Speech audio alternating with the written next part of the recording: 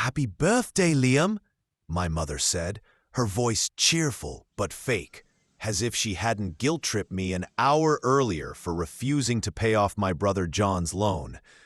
I sat at the end of the dining table, staring at a slice of store-bought cake. The 30 candle leaned sideways, dripping wax onto the frosting.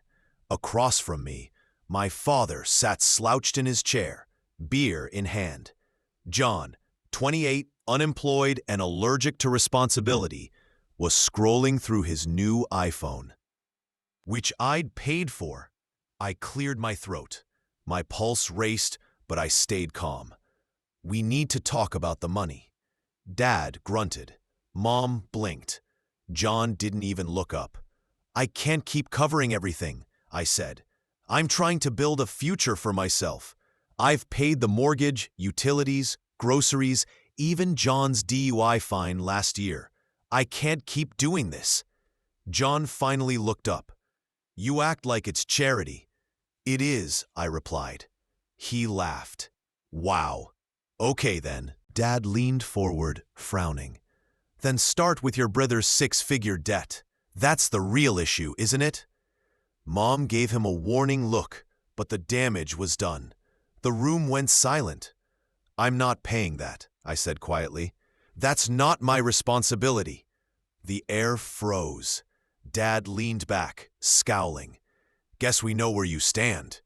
When I came home from work the next day, all my belongings were neatly stacked on the porch. Clothes, books, tools, even the laptop I used for freelancing. The locks were changed. A note was pinned to the door. "Consider what you've done." I stood there for a long moment, staring at my mother's neat handwriting. Then I took a deep breath, grabbed my things, and walked away without knocking or saying a word. That night, I scheduled a message. By the next morning, everything changed. To understand how it came to this, being thrown out on my birthday, you have to go back 10 years. I was 20 when John totaled his first car while drunk. Mom cried, Dad yelled, and I, the responsible oldest son, paid the towing fee and lent John $3,000 for repairs. He never paid it back. That one favor became a pattern. When John dropped out of college, I was blamed for not helping him study. When he lost multiple jobs, I got lectured about how some people just struggle more. When his account overdrafted, Mom would call, guilt-tripping me. "Liam, sweetheart, he's your brother. Can't you just help this once?" And every time I did. I paid his rent when he was evicted. I covered his car insurance, the same car he used to go to parties while I walked to work. I bought groceries, paid our parents' property taxes when they fell behind, and still managed to take night classes for my electrical certification. John, meanwhile, spent his days in the basement making music and doing nothing. The worst part? He acted like I owed him. "Liam's doing fine," he'd say, waving it off. "That's what big brothers are for." My parents believed it. I could have left, but every time I mentioned moving out, Mom would tear up.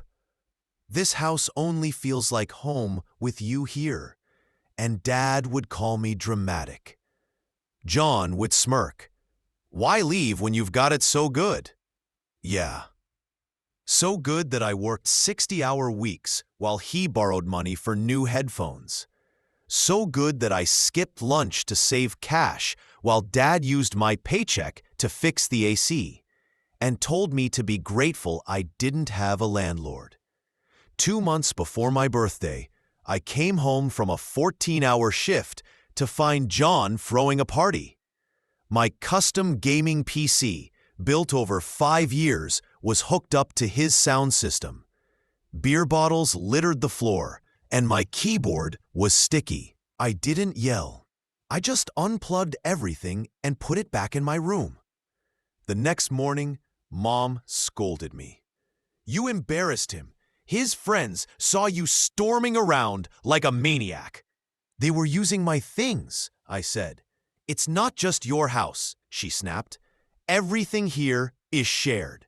That word, shared, hit hard. Shared, like the bills and mortgage I paid. That night, I went through my finances.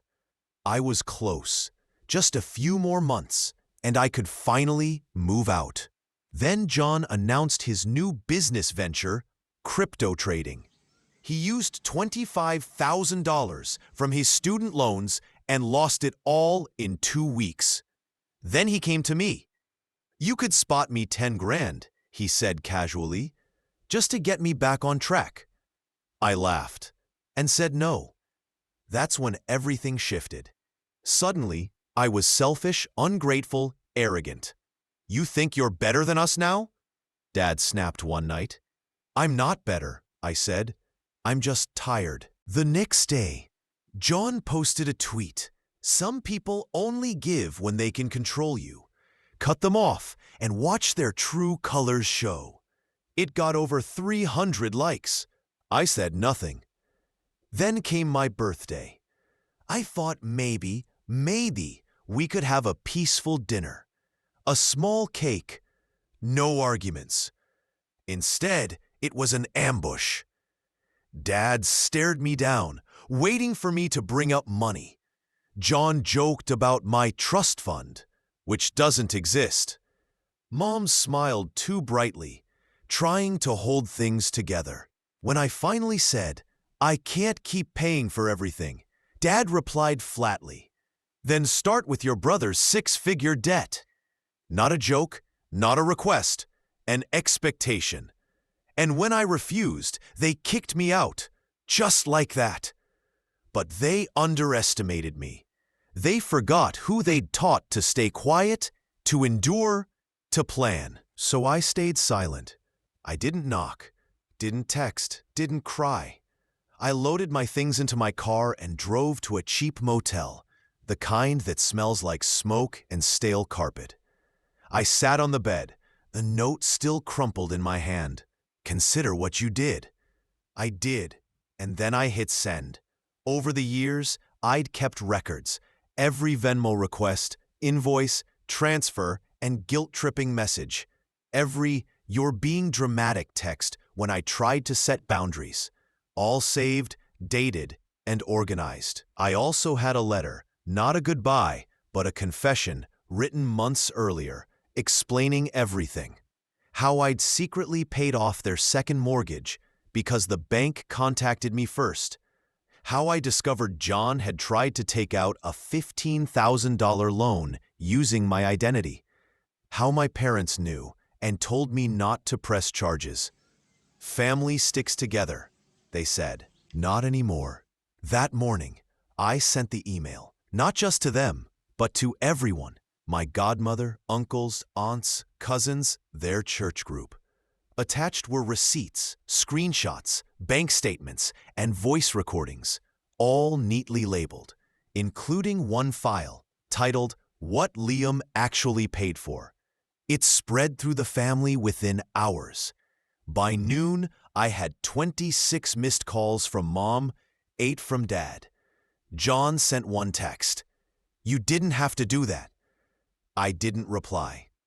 At 12:37, my Aunt Sylvia texted, Good for you. I always knew they were using you. I'm proud of you. Then came the fallout. My parents' reputation, their precious suburban image, collapsed. Relatives started asking questions.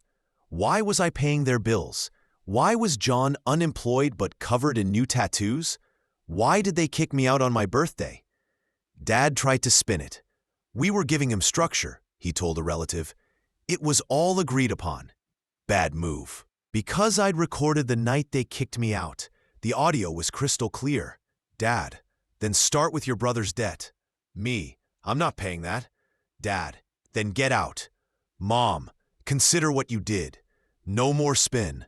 And the final blow, I filed a report for identity theft. This time, I didn't stay quiet. When the police came to question John about the fake loan, The story they'd built for years finally fell apart.